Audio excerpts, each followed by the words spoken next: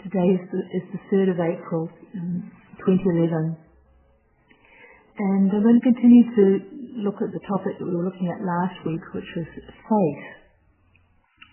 In Sanskrit, this faith is, the word is shraddha, and its meaning is faith, but also confidence and trust. And I found out since the talk last weekend that the literal meaning of this word, at least in the Pali, where it's almost exactly the same as the Sanskrit, is to put the heart upon.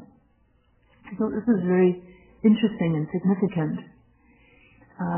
What it's pointing to is that to have faith in something is to put one's heart in it, to rely on it, to give one's core, the core of one's being to that thing. The Buddha Shakyamuni said faith is the beginning of all good things. And really, I think what he's pointing to here is that really the secret of life is given from the heart. Also, in Pali, faith is a verb rather than a noun. It's something we do. Sharon Salzberg has written a wonderful little book about faith, and in that she says this: the tendency to equate faith with doctrine and then argue terminology and concepts distracts us from what faith is actually about. Faith is not a commodity we either have or don't have. It is an inner quality that unfolds as we learn to trust our own deepest experience. An inner quality that unfolds. It's a little bit like a muscle. If you use a muscle, it gets stronger. If you don't use it, it atrophies. We were talking last week about how it is enough to start with just a little bit of faith. And if we practice sincerely out of that little bit of faith, our faith will grow. It's a natural outcome, because faith is based on experience and practice is about paying attention. Last week I also mentioned this teaching in Zen about great faith.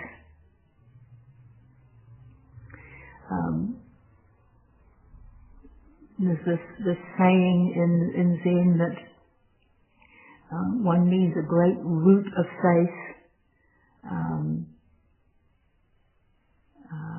a great ball of doubt, and then great passionate determination in order to practice.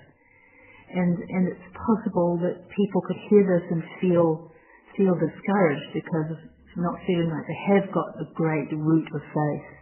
And they feel it's more like a little thready root, or a little seed rather than a root of something really strong. Because this great root of faith suggests a real sort of stability and depth.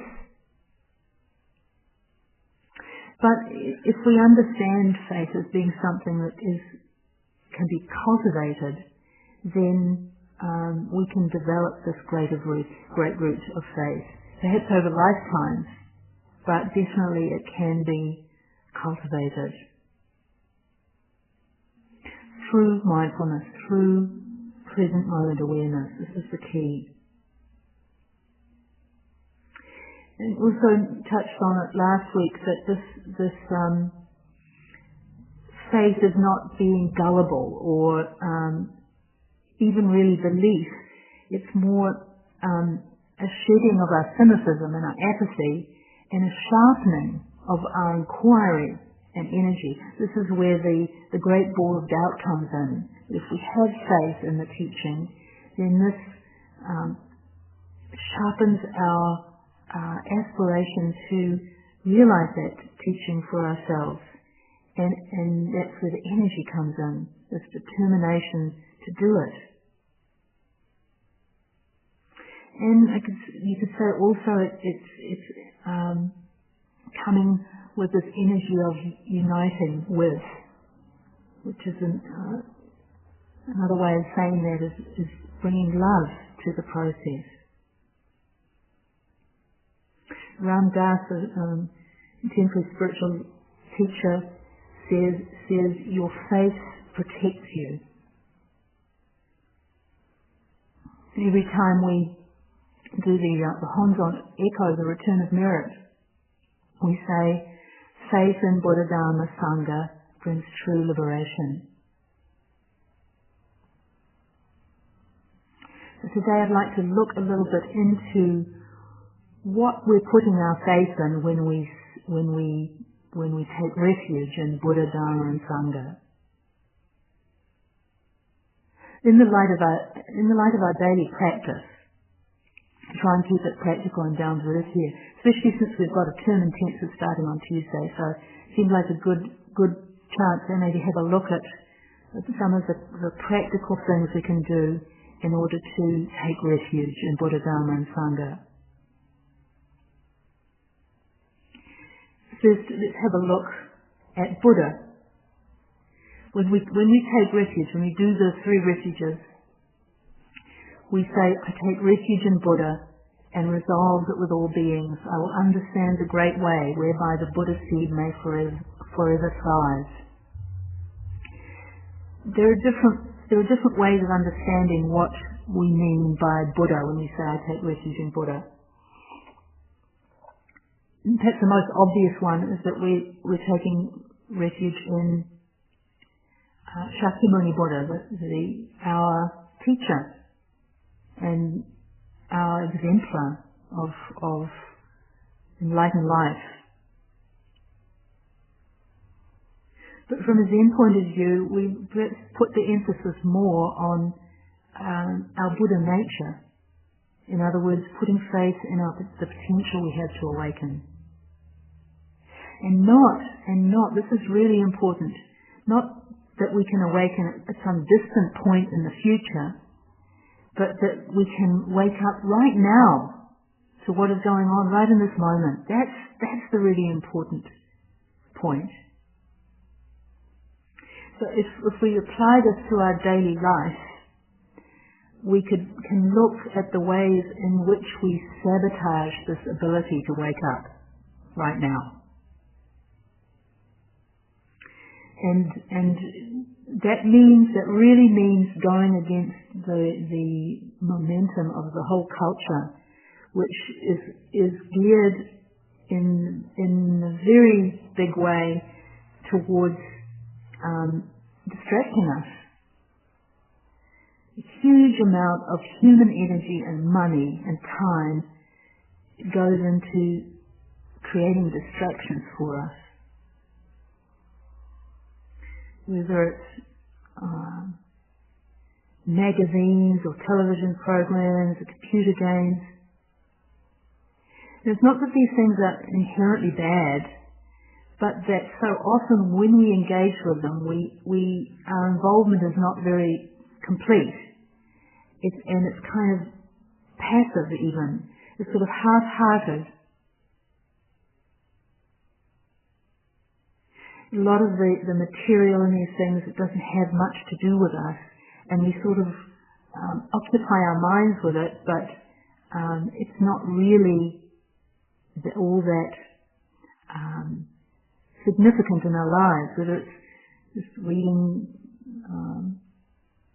stories about celebrities or kind of half-reading stories of terrible things happening in other parts of the world, but only giving us a certain amount of attention to that, like while we're eating a meal or listening to the TV. It's like it keeps us on the surface. We actually, if we've had a stressful day, might look forward to being able to sort of zone out in front of TV or some program or video. It's a very socially acceptable form of stress relief, you could say. You might have had a stressful, demanding day and you come home and all we want to do is just is just zone out. But doing this, it doesn't really remove stress. Actually, it's a form of low-grade stress in itself. And it certainly doesn't help us. It just sort of diffuses our attention. It's in essence a form of distraction. And of course, what relief we get from it is very temporary, and it's outside us. These sorts of things are coming from outside, so they don't strengthen our mind. They actually weaken it. If you notice that this is happening, then if you realize that you're in this state of sort of desensitized numbness, then you can try doing something different. Just try turning off the radio or TV. When you're eating a meal, to just eat. To really experience the flavors of the food. One thing that can be helpful is, as a way of bringing us back, is to have a Buddha figure in the house, or a picture of a Buddha.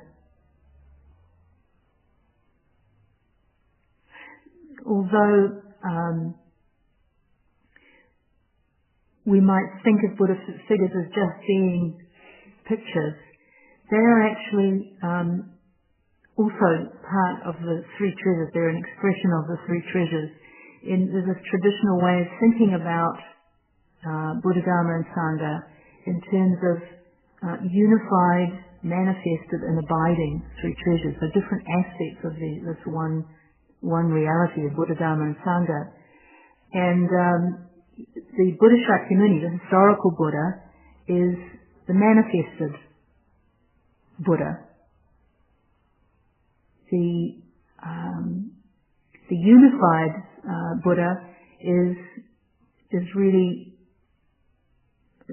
depicted as Vairocana. It's the realization of the world of emptiness and purity and quality. But the abiding three treasures are in fact Buddha and Bodhisattva art, iconography, which gives expression to something which is invisible. Really, these images can really act on us and help us to awaken. If you look at the posture of a well-made Buddha figure, it is an expression of nobility. You look at the expression of a good Buddha figure or a painting, and it is expressing peace and stability, equanimity. So it's not just when we sit that we are doing the work of awakening, but at every moment. Have a look at Dharma. I take refuge in Dharma and resolve that with all beings I will enter deeply into the sutra treasure, whereby my wisdom may grow as vast as the ocean. What do we mean when we say Dharma? Literally it means law, truth.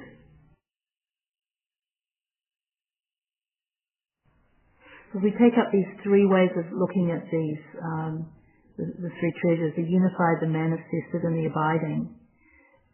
From the unified perspective, Dharma means the laws of the universe. Law of cause and effect. Interdependence, impermanence. endless becoming, beginningless and endless.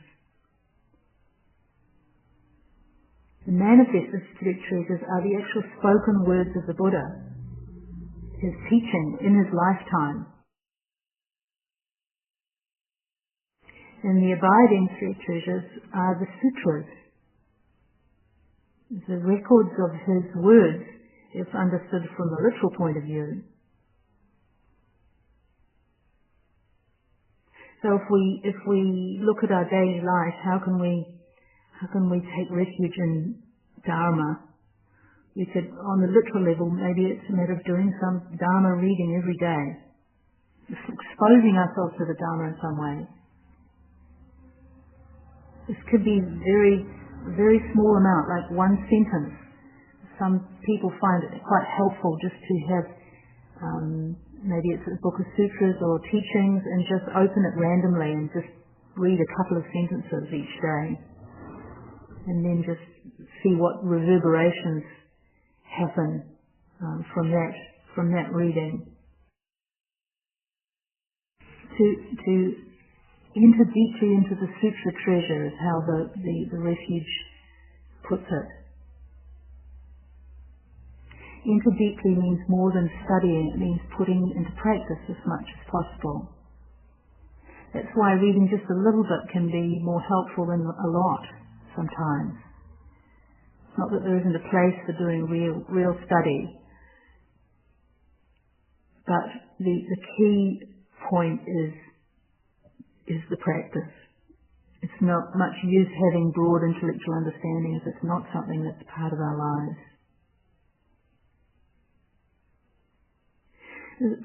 From the Zen point of view, it's also important to understand sutra treasure in a very broad way.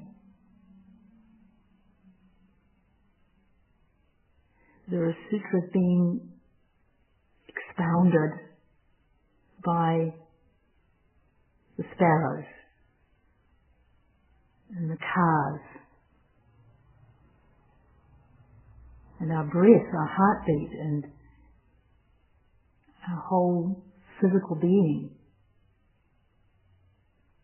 You can see how these treasures are so much interconnected, and why they're really one, not three, but we divide them to talk about them, in the sense that those sutras that are being recited all the time,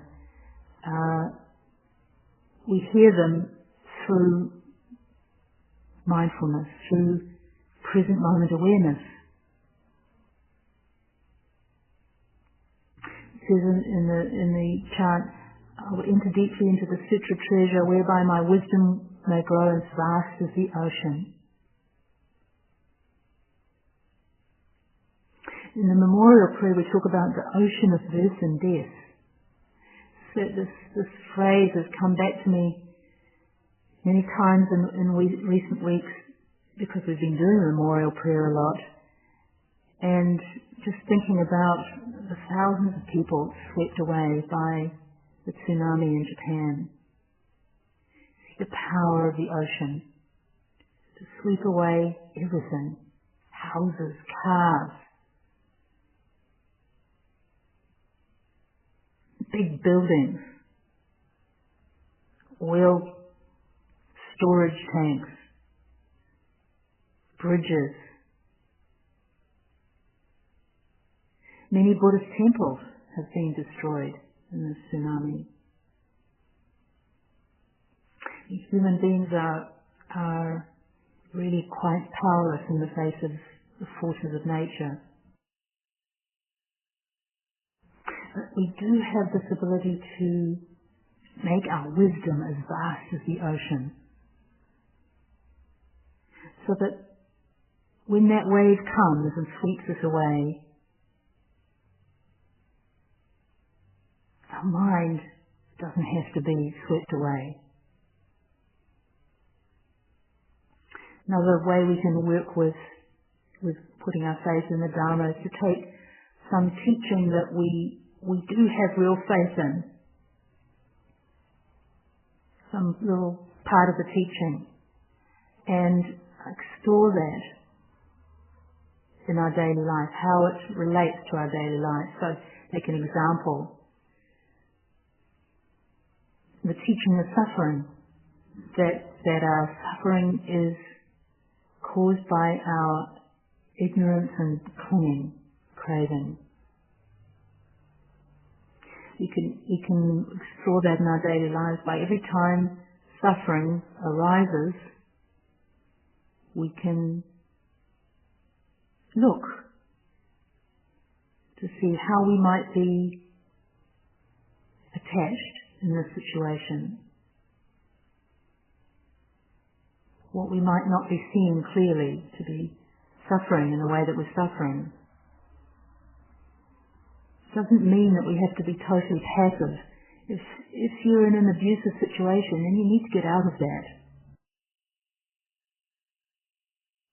Sometimes we need to say no to situations and people. But at the same time, to be looking for the way in which what's going on can teach us about ourselves. Another one would be using impermanence, looking at impermanence in our daily lives. This brings us back to mindfulness. Mindfulness again, paying attention to the way in which our mental life is not static. The way our thoughts come and go, the way our emotions come and go.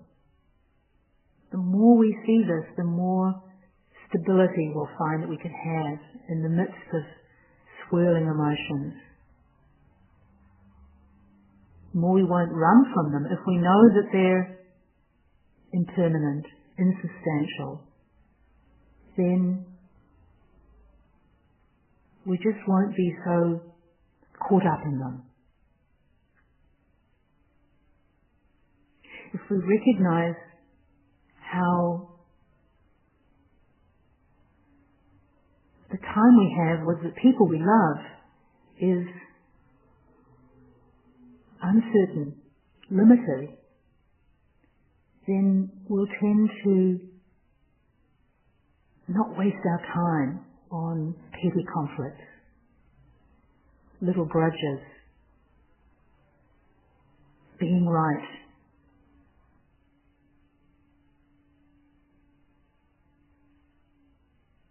If we really take to heart our limited time on this earth,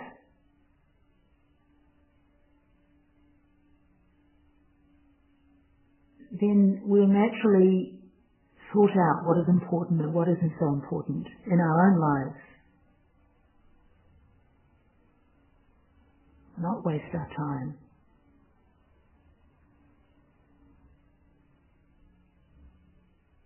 What about Sangha? I take refuge in Sangha and in its wisdom, example, and never-failing help, and resolve to live in harmony with all sentient beings.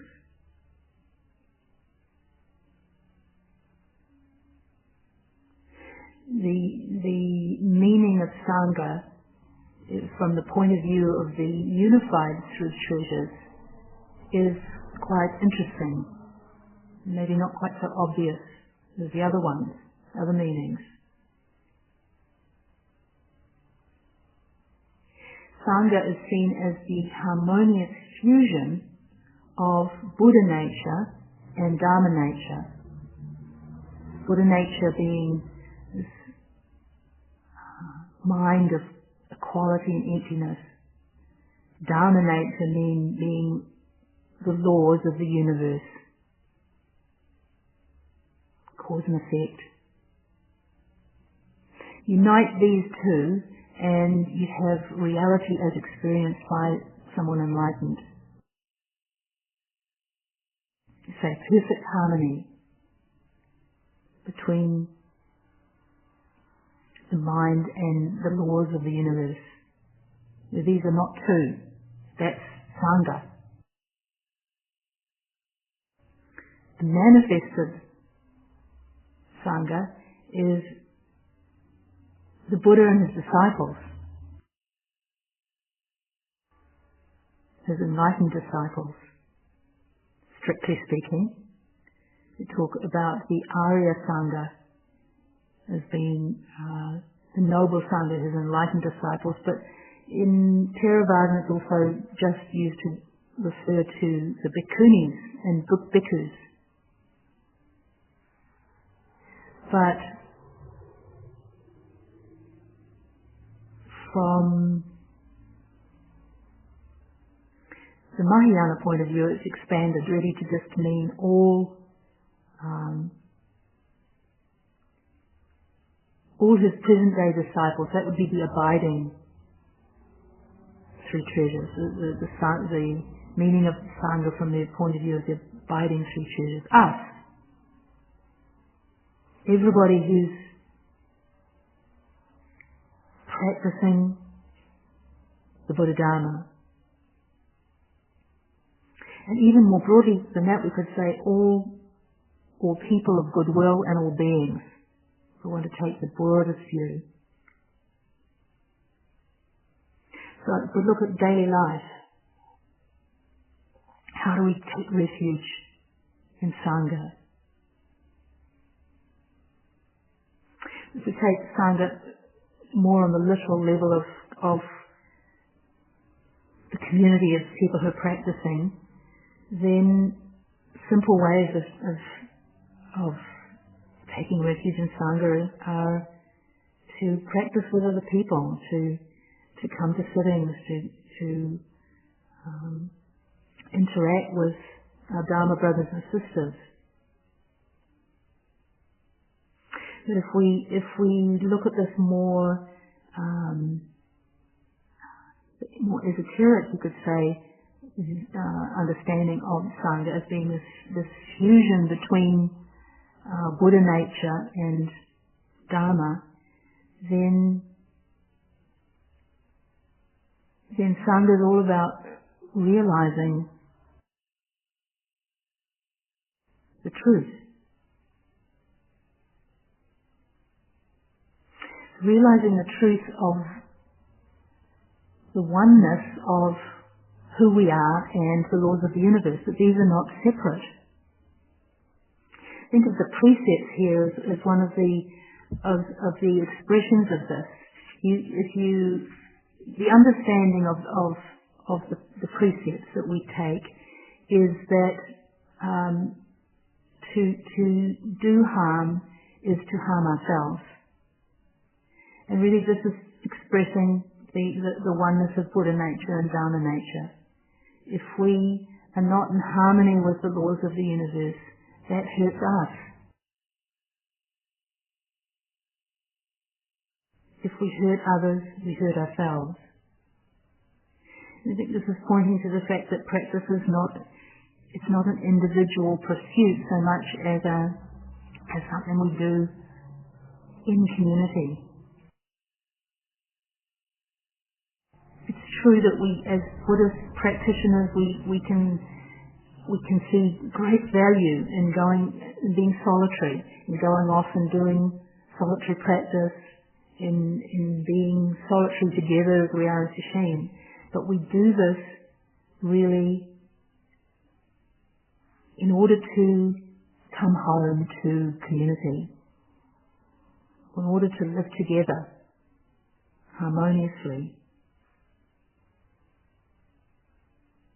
So in terms of daily practice, daily life, taking up a particular precept and exploring it from these two sides, the side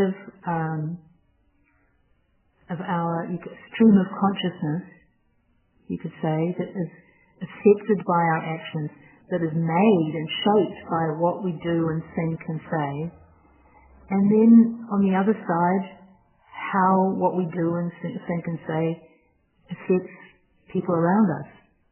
It's really just two sides of one coin. I think I'll stop there and just see if people have questions, either about these three these three treasures, or maybe if you're thinking of joining into the term intensive, you might have questions about what daily life type practices you would do. So really, anything people want to ask about. Well, if there are no questions here, maybe questions will come up. We can answer them during having a cup of tea.